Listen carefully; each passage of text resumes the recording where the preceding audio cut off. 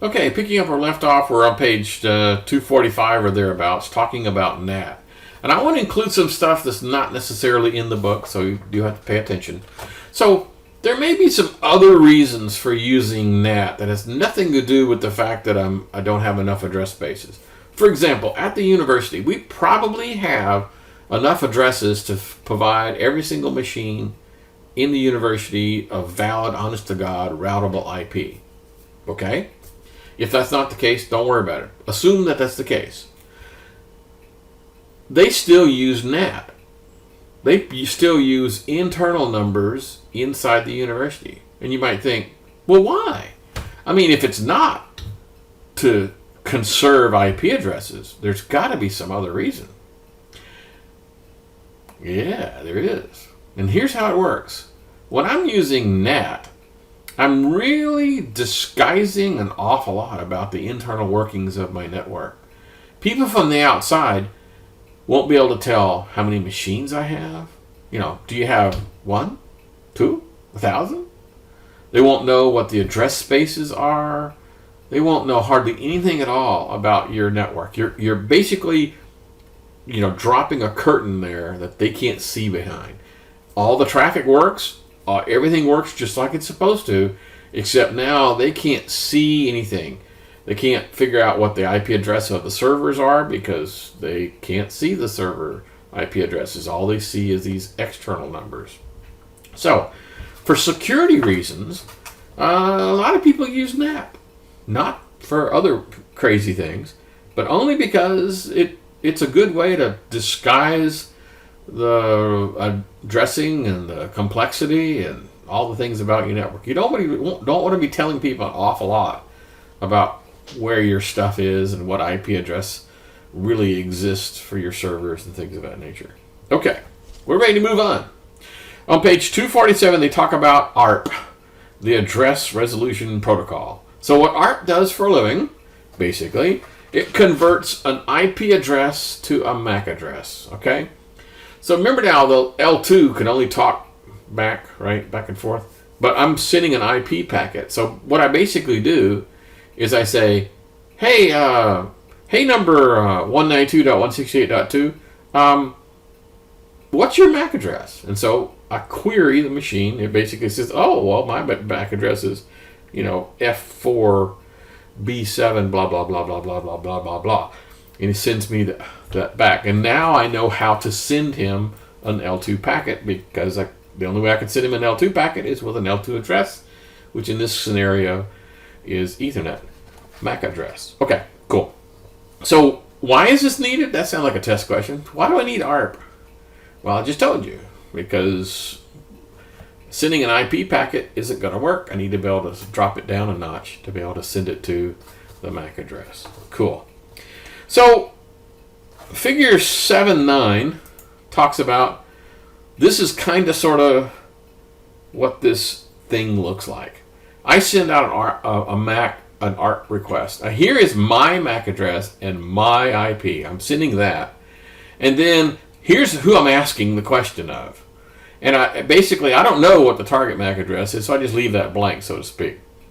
You get it, and you say, okay, here is my, sending back, my MAC address, what the target is, which you provided me. So basically, I send you the parts I know, you fill it out and send me the parts that you know. And so together, we now know the relationship between that IP and that MAC and that IP and that MAC. Cool. Now we both know the sending and receiving MAC addresses to be able to carry on a conversation. Cool? So that's an ARP packet that actually pulls that off. So how does this thing work? I mean, how long do these things stick around? Well, there's an ARP cache. So each machine can basically keep track of all of the mapping between the IP address and physical addresses. It can keep that itself. And so in this particular case, I obviously haven't been doing too much because all I have is some built-in static addresses. I only have one dynamic address put out there. But typically what this would show is if I go and go to some other machine on my network, then I would get more and more of these guys. Now, I'll caution you, The ARP request only really works for things inside your network. Why is that the case? Because Ethernet only works inside your network, right? Okay, let me give you an example. I'm going to go here and I'm going to ping, I don't know, how about www.emmettgray.com. So I'm going to make sure this works. I'm even go out to the website just to prove that the website's out there. So I'm going to go out here and I'm going to make sure that this thing works. Okay, cool. Now I'm going to go and ask for an ARP request a second time. Anything different, really? How come I didn't get a 204.93.197.62? How come that's not in the list? Because it's not on my network. Okay? ARP requests only work inside the network. What good would it be to know the MAC address of a server that isn't on my network? Gee, that sounded like a test question, didn't it? Okay. The answer is, it doesn't do me any good to know what the MAC address is for machines that are not on my network. I can't send an Ethernet packet to them anyway. So why do I need to know what their MAC address is? Okay? Okay. By default, this list is maintained about every 15 minutes. They kind of ask each other, hey, are you still out there? And is this still your IP address? Okay, so that's kind of a standard way of doing it. So one more time. If I want to talk to another machine on the network, I'm going to be able to see their stuff in here. If I'm talking to machines outside the network, I will not see their MAC addresses in here. And hopefully you understand the reason why. Okay, good. All right, moving along. On page 249, we finally talk about DNS, the Domain Naming System. Okay, so I typed in http www.emmett-gray.com. Why didn't I type in 204.93.197.62? How come I didn't type that in? Would it work if I type that in? Let's try that. I have to drop that down. Okay, so let's do http 204.93.197.162. Haha! That was not what I was expecting.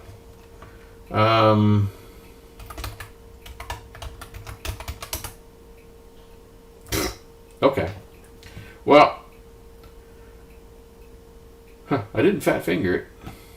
Okay, cool. That was not what I was expecting. But let's continue. What I was trying to show you is that humans just can't remember numbers. Okay, they're just not good at remembering 204.93.197.62. Humans just can't remember that. But can they remember www.emmett-gray.com? Yeah. So, in order to not drive people crazy, every web service out there, websites, things of that nature, FTP sites and email servers, all that, use words, English words. Okay. But behind the scenes, those English words get translated into IP addresses and then get sent across the wire. Okay? The internet does not work on words. So there has to be some way to convert www.emmett-gray.com into whatever the heck those numbers are. See how well I remember numbers? I can't even remember what the numbers were from 5 seconds ago. Okay. So the location of the DNS is, in other words, where those DNS servers are typically provided by the DHCP. Remember, the DHCP, typically the big three, which is the IP address, the subnet mask, and default router, and then followed closely by the DNS server, or DNS servers, plural. Okay, because you could have more than one. All right. Now let's think this thing through for just a minute.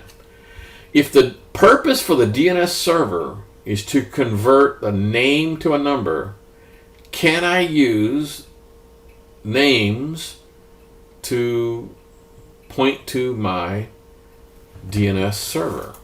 In other words, when I go do ipconfig, it says, well, it will if I do a /all, and say, where are my DNS servers? Where are my DNS servers? Weird. Okay, never mind. Just one, the 192.168.1.1. Okay. Why isn't that name server 1 dot, timewarner.com? Well, it's a catch-22. In order for me to get to the service that does the translation, I can't ask for translation.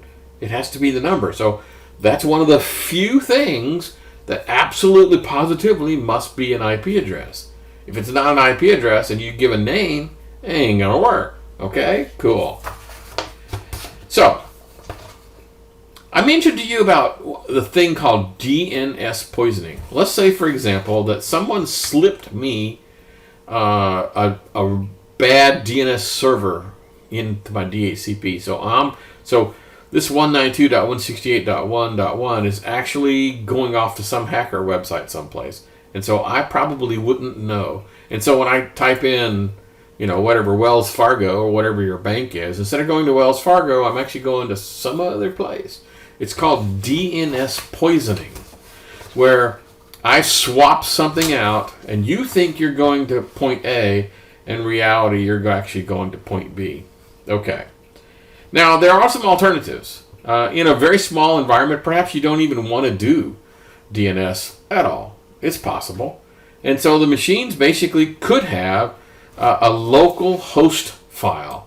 So on Windows machines, I'm going to go to Drive C, I'm going to go to Windows, I'm going to go to System 32, I'm going to go to etc. drivers, come on, etc. And I could have a host file here. And I'm just going to do a right click.